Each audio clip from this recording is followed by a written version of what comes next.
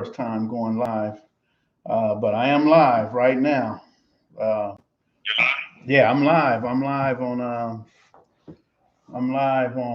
YouTube.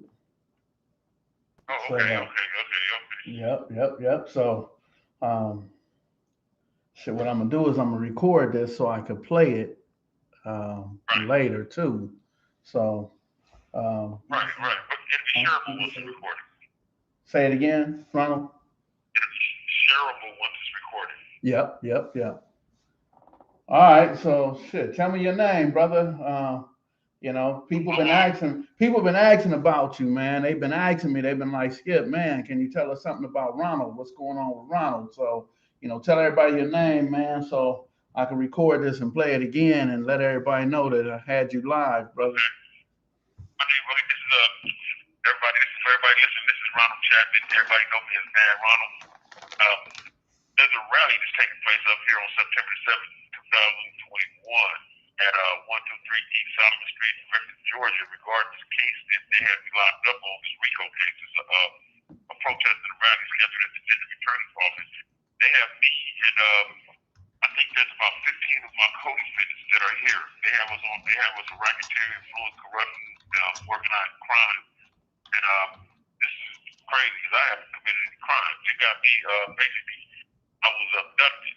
You know what I'm saying? But what they're trying to do is they're just gathering, getting attention to this case here because of the way that they're going about handling it. Somewhat seems as if there's a violation of due process, and somewhat a violation of not only constitutional rights, but human rights. Because the way that things are going here. Now, like me, myself, personally, when they grabbed me, I was abducted on October 27, 2020. I was abducted by the Los Angeles Sheriff's Department, the Los Angeles Police Department, Georgia Bureau of Investigations, and the Federal Bureau of Investigations. When they grabbed me, I walked out my building, and basically they were just out there. They rolled on me maybe about, I don't know how many cars deep, but it was 4 agencies, and they filled up the street and the sidewalk. They had guns on me, everything from handguns, shotguns to AR-15s. And I didn't even know what was going on. But then I sat in the LA County Jail for a month. After that month, I was extradited. It extradited me to GBI, Georgia Bureau of Investigations, extradited. I was extradited to a town that I've never heard of and to a county I've never been in. I'm in Thomaston, Georgia, in Upstate County Jail. Hey, so what's the address there, man? So people want to get in touch with you, Ronald. People want to send you money. People want to just chat with you online. What's the address? I'm gonna write it down. I'm gonna say it again too. Okay, my address. My name is Ronald Chatman, RONALDCHATMAN. My booking number is 125146. The address is 235 Aviation Drive, Thomaston, Georgia, 30286. That's Thomaston, Georgia, THOMASTON. All right. So you don't went way too fast, man. You challenging my ninth grade education. Oh. Ronald Chatman, and I always thought Chatman. I always thought y'all was CHAP, but y'all CHAT. Yeah. So y'all Ronald Chatman, right? And then the address is 12514. No, that's your booking number. 125146. Booking number is 125146. And the address is 235 Aviation Drive, Thomaston, Georgia. All right, so let's go Thomaston first of all. Thomaston is Thomas, THOMAS, and then ON. Thomaston.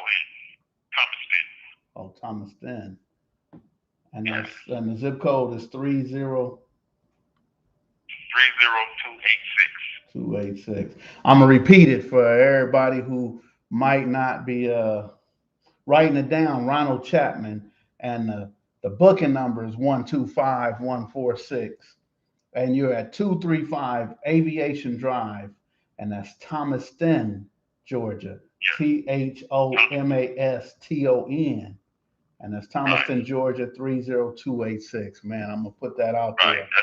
Yeah, I want you to know too, the homegirl Queen, man. Queen sent $40. I was supposed to get it to your kids, man. That stayed in my car long enough to go in my gas tank, so I owe you $40. I was supposed to give it to your son, but we never connected, man. So, I'm an honest thief. I'm an honest thief, man. I'm gonna tell you, I got your $40. I appreciate that much. I appreciate that honesty, man. You know what I mean? Yeah. Hey, look, man. I'm looking at my comments, man, and Sam Cunningham, man, Big Devil, man. He's speaking on me, man. That's Devil, man. That's the homeboy, man. Yeah. That's the homie right there, man. I said much love to Sam, man. Much love, Sam. And April too. Skinny April used to be at the park, man. Dalton Park was in the thing. What was that? Slipping with the Bloods, 20 years. Skinny April, man. She's speaking, saying hello to you as well. Yeah, man. I send my love to everybody, man. You know what I mean? I can't wait to get back out after all this foolishness is taken care of, man. Like I said, they got me on an organized crime act, man. I ain't even this crime, nothing organized, ain't no organized crime. They got a bunch of isolated crimes. People that committed crimes, and some people have not committed any crimes. They just put everybody in a bag and try to make it seem like the RICO. You understand what I'm saying? Me myself personally, right? I take it like as if they're trying to criminalize my voice and suppress my First Amendment because of the fact that on my YouTube channel and on my podcast, I was speaking about the U.S. government. Right before they got me, I think I did a couple live streams before they got me. I was talking about the 1980s, and I was talking about how they were selling cocaine and how the CIA was pushing cocaine into Los Angeles, and how the vice president just happened to be the former head of the CIA at that time, and how they was funding the war in Nicaragua and in El Salvador. Right. The proceeds were coming from Los Angeles. And what I was talking about actually was that the United States government covertly funded the war between the Bloods and the Crips in the 80s because they provided us with guns and cocaine to make money and fun and to fight each other. You understand what I'm saying? Right. Just so happens I'm speaking about the government like this here. The government shows up at my door. Right. The government literally showed up at my door. I'm talking about I'm walking outside the FBI. I'm not on a federal case. Right. There's nothing federal about my case. The FBI was there when they grabbed me. And when the Georgia Bureau investigation came to pick me up on October 27th from Los Angeles County Jail. When the Georgia Bureau investigation picked me up when we got to Atlanta to Hartsfield Airport, the FBI was right there when I got off the airplane. I thought I was going to a federal institution, a federal detention center rather. And when I got off the airplane, basically, I'm walking off of the thing. I'm going to turn into going to the terminal, man. The FBI is right there. They took me down a special way down off of the tarmac, to the tarmac. They had 3 SUVs underneath the airplane. So when they take me down to these 3 SUVs. I'm riding in one SUV with the Georgia Bureau of Investigations. I got the Federal Bureau of Investigations in front of us. We're following them. We got a Federal Bureau of Investigation SUV behind us. We go out some secret way out the back of the airport down a dark road, man. I ain't know where I was at. If they kicked me out here right now, I wouldn't even know where to go. I wouldn't even know what direction to move. I never sat outside of this building. That's why I ain't changed my number in 20 years, 21 years, man, so that when stuff like that happened, brother, you know where you could call, man. And you got your kid's number, you got my number, your sister's number. So yeah, you good. Hey, look though, man. So look, I ain't gonna say that happened to me, but something similar happened to me in Vegas in 1986. And the feds actually let us go. And the state, so we had you're gonna have to call, you're gonna have to hang up and call me back, man. People asking questions. People asking questions too, man. And I forgot you used to work with my cousin Brandon, right? Yeah. Okay, his brother on here saying what's up, man. Brent saying what's up to you. That's one I used to drive trucks with, right? Exactly. Yep. Yeah. All right. So look, if it hang up, just call right back, man. I'm gonna keep this live going. I'm keep you going. People, yeah, this is Brent saying what's up to you. So for sure. Tell him I said much love, man. Yeah, he sent his. I think they could hear too because they talking about what you talking about. So everything. Yeah. Yep. 15 seconds remaining. Yeah, I'm looking. 8 Mile, man. Is 8 Mile giving you salutations. BC giving you salutations. Go ahead, hang up and call me back, bro. All right. Yes, indeed. The calling party has disconnected. If you stay on the line, you may listen to information on payment options. All right, y'all. So listen, man, this is Skipp Townsend, y'all. So there have been people been stealing my videos, man. When I'm at Indian Red Boy's funeral, I'm at T. Rogers' balloon release. But listen, they ain't gonna be able to steal this, man. Madd Ronald's calling me live. I got you guys able to listen to it. The brother's being held without a charge, man. It's all a bunch of conspiracy, and they would have, in the media to believe that he was selling drugs and stuff like that, and the brother wasn't. So his voice needs to be heard, man. So I'm glad you guys are logged in. Uh, yeah, April, I'm gonna call you back, man. Don't be pressing me on live. I see your comments. I'm gonna hit you back. I was just doing some things. Come here, Cody. Come here so everybody can see you real quick. So, because I was supposed to come on over here, man, come around here so they can see. Man, I be chasing this dude, April. I tell you, he be running away, man. So when you be calling, I'll be trying to call you back. It's stuff like this right here. So I could save a million people in this world, but it's hard to save him. If y'all see him, I want y'all to punch on him and send him home. All right, you can go sit back down. So yeah, I'm gonna hit you back, April. I just be tied up. So Madd Ronald's gonna call back. I'm gonna get him back on the line. He's in Georgia. Let me tell y'all, his name is Ronald Chatman. I always thought, I always thought he was a Chapman. I thought their name was CHAP, but it's CHAT. It's Chatman, and his booking number is 125146. Ronald Chatman, 125146. He's at 235 Aviation Drive. Matter of fact, I'm gonna type it in, and he's in Thomaston, Georgia. Thomas and then Ton, Thomaston, Georgia, 30286. So everybody hit him up, man. Let him know that we ain't forgot him. We also ain't forgot Lil Doc. Lil Doc brought the East Coast and the Florencias together, and then he got captured like a slave, man. They got him in MDC. I'm gonna try to get his info as well. But Ronald was, significant in helping people. He worked for the Grid, the Gang Reduction Youth Development, right in the city of Los Angeles, and they still picked him up and act as if he's big time, some kind of big time gang member or whatever. So just got to support him, keep the support going.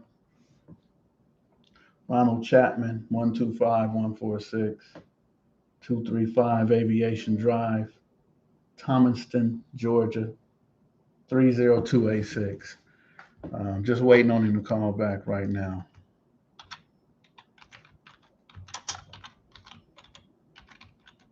He ain't sold no drugs. Here you go, right here. This is a collect call from Ronald Chatman. an inmate at Upson County Jail, with telephone service provided by PayTel Communications. Para español, presione dos. The current balance for your account is $34.95. Stay on the phone after this call for payment options. To receive information about new affordable per minute rates, press 2. To accept this call, press 3 now. Block all future calls. This call will be recorded and subject to monitoring at any time. You may begin speaking now. Yes, sir. Yes, sir. So good to have you back on. Say your name one more time, man, so everybody know who you are. This is Ronald Chatman. Everybody knows me as Madd Ronald. In fact, I'm here in Upson County Jail. Sorry, at this present moment, I'm sitting there charged with racketeering, influence, corruption, organized crime, and they got my 1 count of running a criminal street gang in the state of Georgia.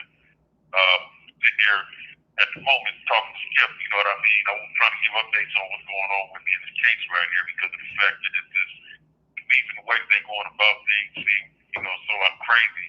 And yet at the same time, it seems to be a violation of due process here, and it's a violation of human rights as well as constitutional rights. Hey man, that's crazy because what you're saying is you're not saying civil rights, you're saying they violating human rights, man. So let me tell the world what I know, man. What I know is that Volunteers of America first of all, when you was in jail, you came home and we was having meetings and sit down with the 20s and the 30s and most of the West Side Crips on how we can stop the violence. And the first thing that you did when you got home is you got in the meetings. You joined the meetings. Remember that? Right. So to stop the violence, for them to say that you're doing the violence, then when Volunteers of America came around, because you was driving the trucks and all that at LA Times, but when they came around, they was asking me, would I be a part of their team? And I said, no. And I called you and Tick, and then what happened? Y'all went to work for the city. Y'all was on a city contract to stop gang violence. So you had already, without a contract, you was already going to meetings to stop and build a relationship. And then, and then you got into, go ahead. No, I was about to say, you remember when you was the one to call me up and when you were telling me about we did have a beef with the 30s. I mean, I was uncomfortable. I was like, dang, and then they want you to come. And remember, that right there was the work was some great work right there within itself, because of the fact that as long extensive as that fight has been between the 20s and the 30s, we were able to put some civility to that right there and prevent a lot of killing. And at the same time, find some means of non-aggressive agreement where it ain't been a murder since 09. So imagine that. Imagine that, man. So they saying that you were doing some kind of street enterprise gang banging when you was actually stopping the gang violence. And then I don't want to leave out the fact though that the grid is a city contract, and Volunteers of America put you on their contract to work to reduce gang violence, right? So then not only that, man, you had a legitimate business. Did you not come to my home and clean my carpet and give me a receipt? I'm like, man, you the homie. You ain't got to give me a receipt. But you wrote out my name on the receipt and gave me a receipt anyway. You remember that? Exactly. Came to the business in Pomona. And then, so you are a legitimate businessman who had several legitimate jobs. How are they saying that you are that you this gang leader and stuff? Tell us about that, man. Something, man, that's funny to me, because I feel that they, like I said before, when I'm talking about the government, I feel they're trying to suppress my First Amendment because of the fact that my freedom of speech, like I said, I was speaking about the government and drugs, and I was speaking about the president, the vice president, and the stuff that they do, right?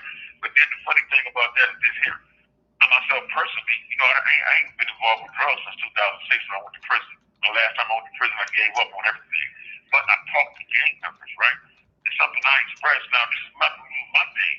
I'm on the internet just like everybody else. Gang members reach out to me. I give them understanding of the fact that if you're trying to do what we did in LA back in the 80s and 90s, and you did back before that time, you fell because you going to prison. Everybody gonna die and everybody gonna go to prison.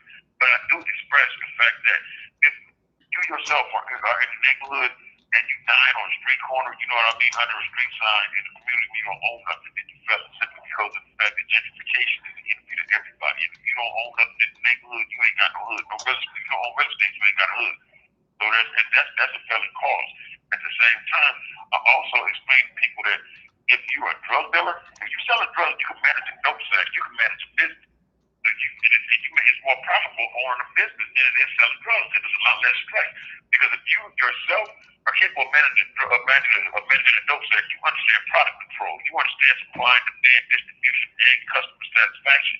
So you can just take the elements and change it. Instead of selling drugs, you could be selling furniture, or you could clean the carpet. You feel what I'm saying?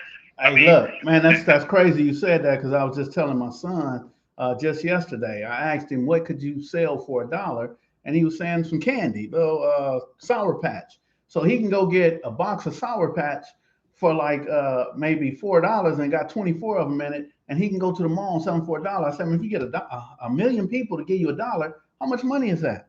Well, that's $1 million. Right. So, I mean, if I think like that, even though it's something as small as candy, if I think like that, then I could be an entrepreneur. But if I just hang out on the corner and wait for somebody to come shoot me, or wait for the police to come get me, that's crazy. But go ahead, brother. You were doing your thing, man. I don't know how they got you in on this, but go ahead. Right. But see, that's the thing. We can watch this. By speaking somewhat of a level of empowerment to those in the streets that come from the lifestyle that I used to be in, but at the same time still associate with, that makes me somewhat of a threat, I guess, simply because of the fact that I'm not speaking of us killing each other. You know what I'm saying? Now, I tell everybody, there's nothing wrong with being a blood or a crip, because you only who you are from where you're from. You know, the difference there is, that's our culture in Los Angeles. You feel what I'm saying? It's like working for Grid, right? If I wasn't who I was, if I wasn't Madd Ronald from Rolling 20s, the Grid would never have hired me, because I wouldn't have been effective. Right. You know that. Yeah. You know the model. You know the Grid model better than I do. And you know that if you're not effective, if you don't have respect and recognition in the community, if you don't have an LTO, they don't want to mess with you. Right. You know what I mean? reason for that is that it's not the gang thing. It's not about being a gang member, a terrorist, or a criminal. It's just basically about having the respect and recognition to be able to go back into the community, to serve the community, and make changes. Hey, I gotta call time out. Crazy K says, tell the homie I send mine. And every time something going on in the city, man, I don't even call this dude, man. Crazy K call me out the blue, like, man, are you straight? You all right?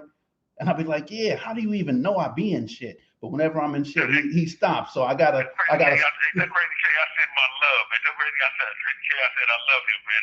Yes, Crazy indeed. K is my dog, man. Hey, Crazy K, man. Dog, man. Ronald loves you. I love you as well, man. Yeah. So, man, that's my guy. That's a solid guy right there. Solid as they come, man. But go ahead. I didn't want to interrupt you, but that was Crazy K, man. I had to do that. Like I was saying, though, I guess somebody, if I interrupt the model of being a negative and destructive gang member, and if I start talking about anything other than us killing each other, because like I said, it's like people on live streaming on YouTube and Facebook and everything else. And I'm live streaming as Madd Ronald from Rolling 20s, but Madd Ronald from Rolling 20s ain't talking about killing Crips or selling drugs. Right. You understand what I'm saying? The information that I'm giving is something that we can live on rather than something that's going to kill us. You see what I'm saying? Yeah. And that's what they're criminalizing. They're criminalizing me now. I got a co-defendant here. He got out. One of my co-defendants got out. My co-defendant's a truck driver.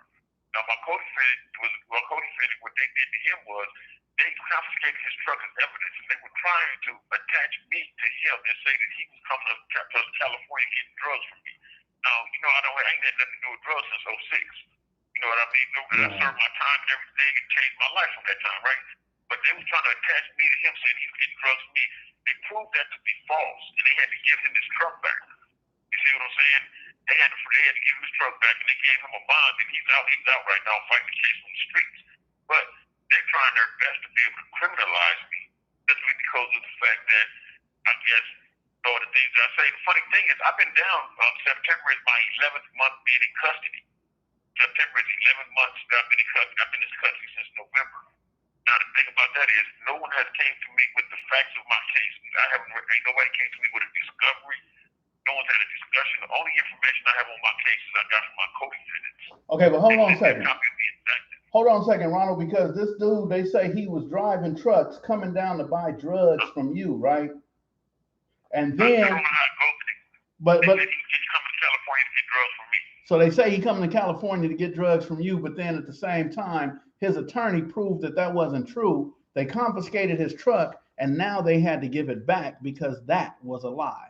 So now he got his truck back, but you don't have your freedom back. Tell me how that works. How can they say that this that they accused you of and accused him of is not true, but now you still don't get to come home? How does that work, man?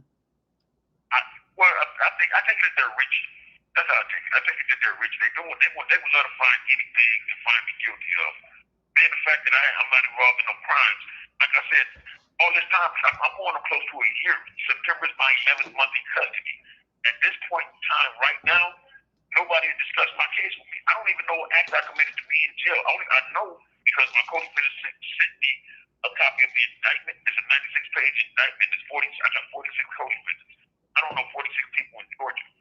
At the same time, that's the only reason I know because they sent me the indictment. But no, my lawyer doesn't have any information on my case or anything. My lawyer's been waiting to get my discovery to come talk to me about my case. In these 10 months that you've been gone, brother, they don't have your discovery yet. They don't know what the charges are. They just holding you at this point. So, I mean, just imagine, man, if I grabbed my baby mama and I had her at my house for 10 months, I would go to jail for kidnapping, wouldn't I? You know what I mean? So can we just do that? Can we just, is that part of the law where the system could do that?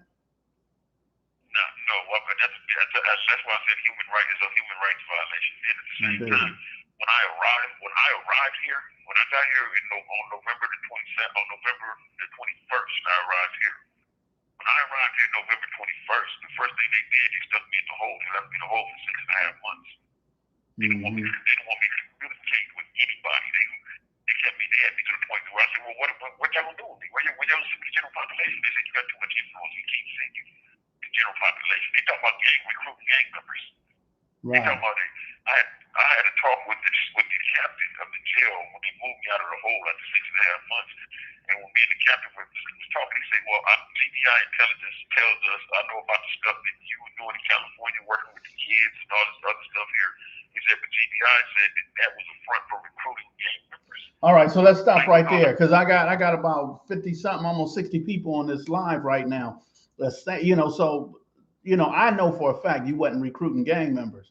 I know for a fact that you wasn't asking people to join the Rolling 20s, at least to my knowledge. I know you was doing the carpet cleaning, and you was working with the grid, and you setting up TVs and putting the screens on the wall and all that. So let's discuss that, man. Where are the gang members that you put on? Are they in LA or Atlanta or in Georgia? Where are they? Because I know for a fact they're not in LA. I know for a fact they're not in LA. Watch this, Skipp. There are Rolling 20s in Georgia. But did you put them on? No, I didn't. Right. I didn't start the gang yet. I didn't start the gang here. But now watch this. Once again, I'm on the internet. People reaching out to me, right? Once again, I don't want to. If you're a gang member, why do I want to talk to you if you're a new recruit? Like I just said before, if I'm talking to you, you're a gang member. I want to talk to somebody with some influence, because I want to talk to somebody that can make some changes. If I want to talk to you, I can tell you about how you can be a business person instead of being a drug dealer. I can't tell that to some of the 13-year-old that just joined the gang. I got to talk to somebody that got influence that have the trickle down effect. They can let everybody know that they can make changes. If you're a gang member, right, and I'm talking to you about things like, not terrorizing other black people, then I can talk to you about changing your choices, because these are choices. Crime is a choice. I can talk to you about not making sure. I can talk to somebody who's not going to be under peer pressure. They can stand up and speak for themselves. I can't talk to nobody just coming in that's worried about what other people are going to be thinking about them. You see what I'm saying? Right. At the same time, you know what I mean? Why do I want to talk to? I don't want to talk to nobody's kids. You know what I'm saying? Like I said, plus watch this, hardcore gang intervention. You know what I mean? Right. Just the same as we do in Los Angeles and back in LA. If you got the big homie, you got the group. You feel me? Right. If you got the big homie, you got the group. You know what I mean? Right. Like I say, you know what I mean? Now people reach out to me everywhere. Then at the same time, we got a little homie that was in jail down here. And the little homie used to call me from jail. So now they got phone calls with me and him, for which nothing criminal. You see what I'm saying? There's even a phone call with me and the little homie, where the little homie is talking about setting up an organization called Georgia Peace. He's talking about setting up an organization, an intervention organization. There are 60 seconds remaining. In the conversation that we're having, I'm telling him what a 501c3 is, and telling him how to go about setting up a nonprofit so that you can solicit funds, you can take donations. You understand what I mean? Things like that, right? Yeah. In the indictment, they're saying that that's criminal. Also, they're utilizing that video that I did with Madd. They're trying to say that video was something about how I used to recruit gang members and this and this and that. If you watch the video, I'm talking about intervention. Remember, I was working for Green at that time. Right. You see what I'm saying? So basically, you know what I mean? What they're doing in that video, what they're doing is they're trying to utilize my voice against me. Right. Hey, but you know what they say that I was just telling my son that, man, that anything I say can and will be used against me. So look, man, they're gonna have you run out of time, man. I want you to call back. Seconds remaining. I don't know how many more seconds. They're gonna make you run out of time, man. But if you can, I want you to call back one more time so we can close out. People asking, can they come see you? Erica and David. So yeah, so hit me back on the line. Hang up and hit me. Okay, hit me right back. All right. For sure. I got you. Hey, you guys. So yeah, so if you want to see him, if you're in the Georgia area, all you need is his name, and it's Ronald Chatman, 125146. And let me tell you, he's away from his family and friends, man. So anybody who's out in Georgia and you want to go see him, please go see him. Put $20, $30 on his books. His family is, doing a lot. There are other people who've given him money as well, but you know how that goes, man. After a couple of soups and all that, the soups that cost 10 for $1 are about $1.50 in there now. So they the upcharge on stuff is at probably about 10 to 15, about 100%. It's not even, it's not even feasible. So listen, you guys, yeah, definitely, Sam, I will do that. I will slide him your number, so he can call. I want you guys to hit the like button. BC is checking it out. Say YouTube is playing with the numbers. I don't do this for numbers, you guys, but I do agree with BC. Don't play with my numbers. If I got people on the line, please hit the like button, you guys. Awesome. Ronald Chatman. An inmate at Upson County Jail. All right, so this is gonna be my last time. Service provided by Paytel Communications. Oh, your cousin is Para a seller. Got you.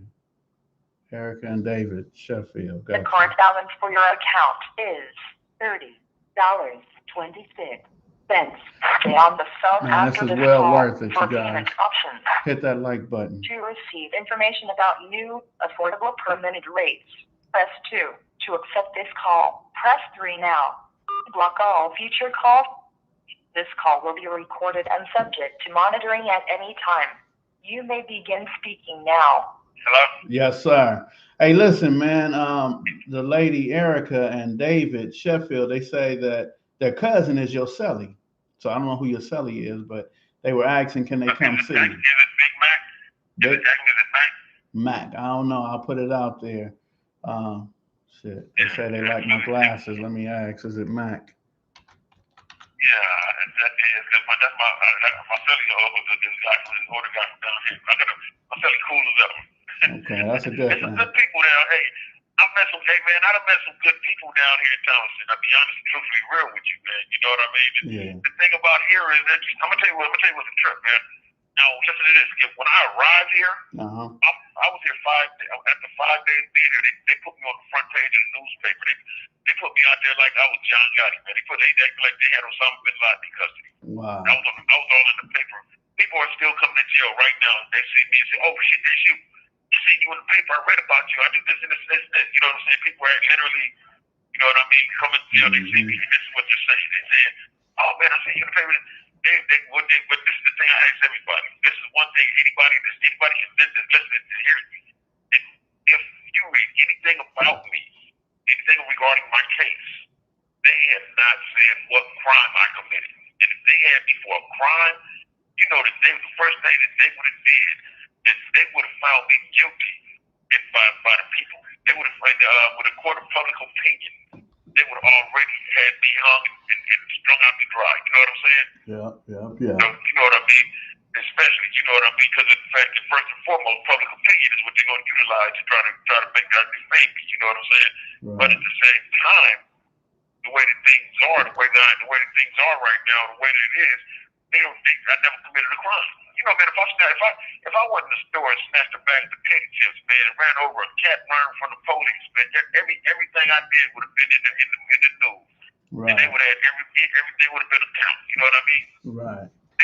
I mean, you think about after sitting here all this time, I'm going on 11 months, and they haven't even come in and had a discussion with me on what crime I committed actually. They charged me. Yeah, it's a violation of human rights, like you said, brother. It's not a crime. You know what they want to do is violate your human rights, man. Everybody's on the chat sending theirs, man. Dollar Bill and I forgot who else. Somebody up here. I gotta find them. Everybody's sending their love, man. Los Angeles Health Fife. I don't know who this is. Says Ronald, I love you, bro. I'm praying for your freedom. Sure. This is BS what they're doing. Man. They want to know what kind of. I appreciate that. Yeah, they want to know, man, do you like cookies and chips and what kind of noodles you want and all that, man? You about to get some love, brother. I'm gonna say your name one more time. This is Ronald Chatman, 125146.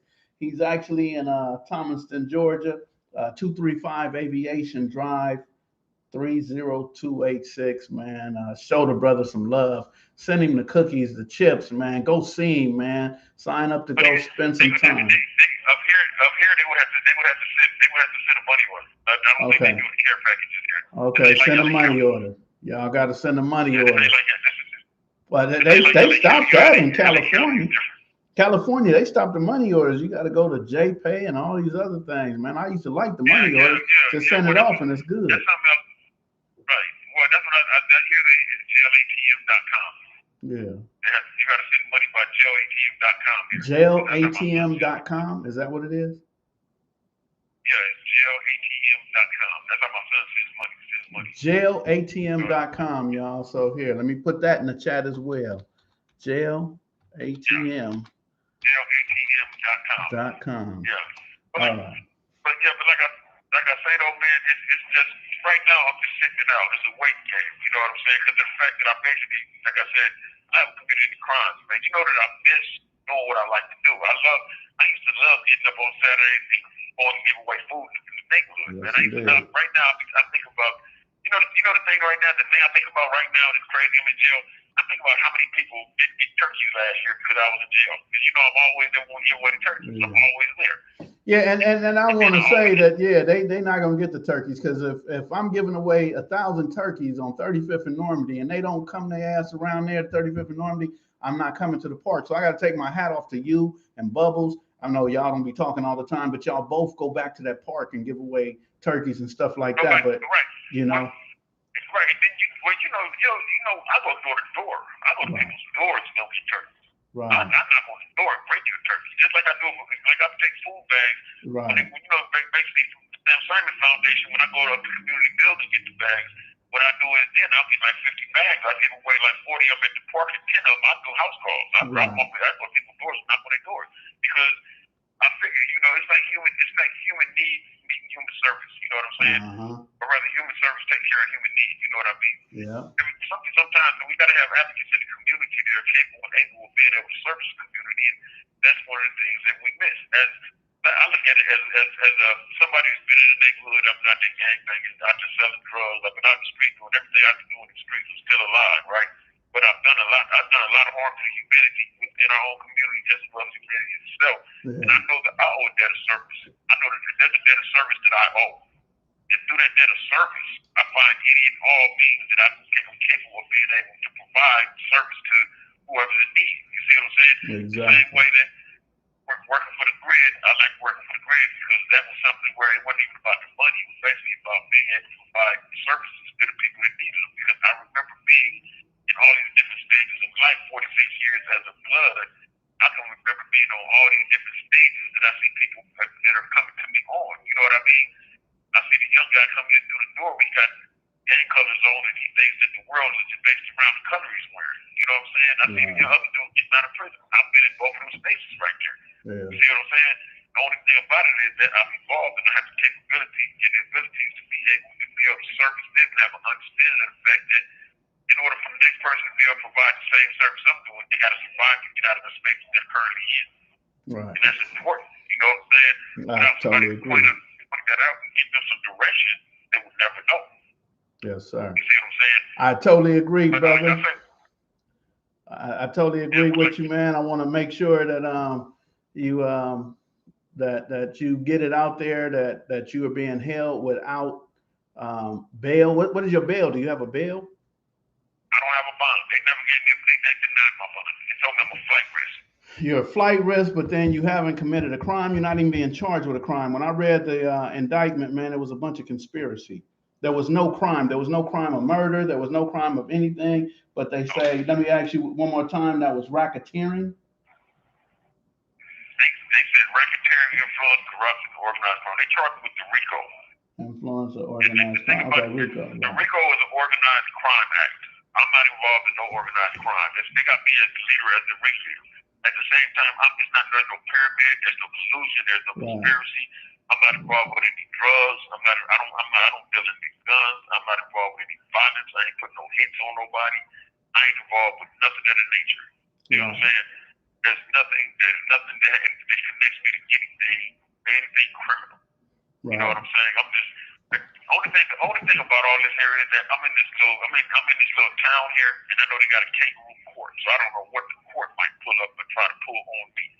So we gotta flood the courts with letters, brother. That's what we gotta do. Yeah, everybody talking about sending you noodles and some money, but maybe we gotta send letters to the district attorney and to that judge. So we gotta find out what courthouse you're going into, and we gotta let them know your character.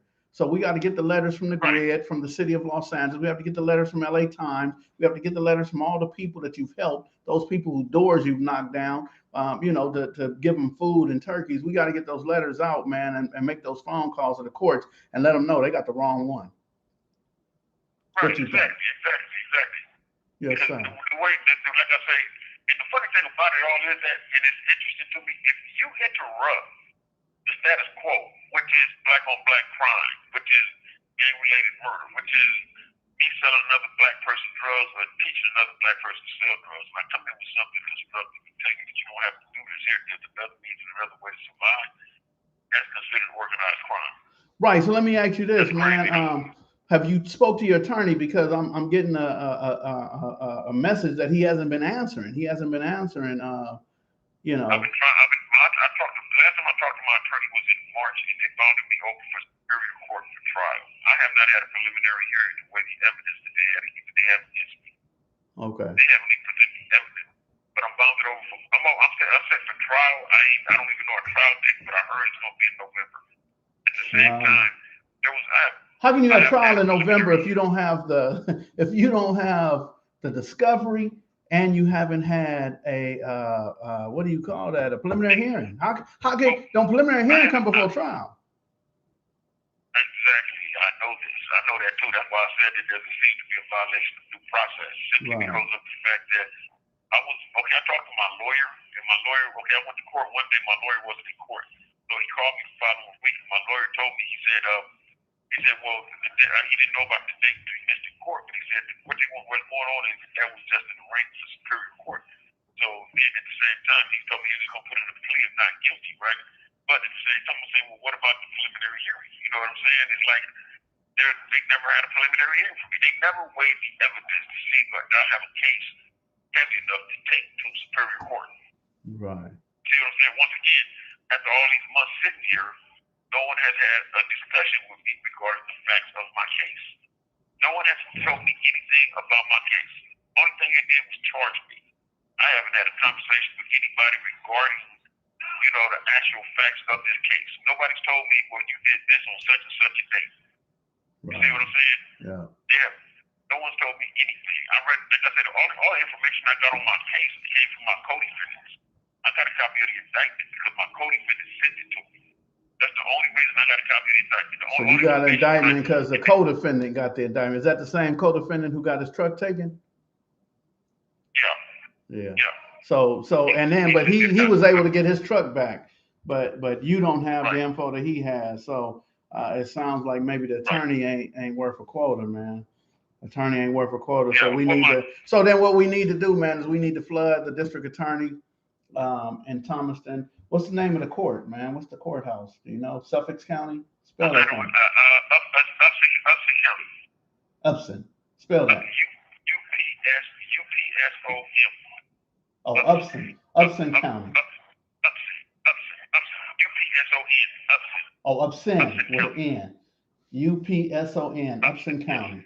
Right. So we got to figure out, man, who is that? Who's in there? We got to figure that out, man. And we got to. My attorney talking about fighting.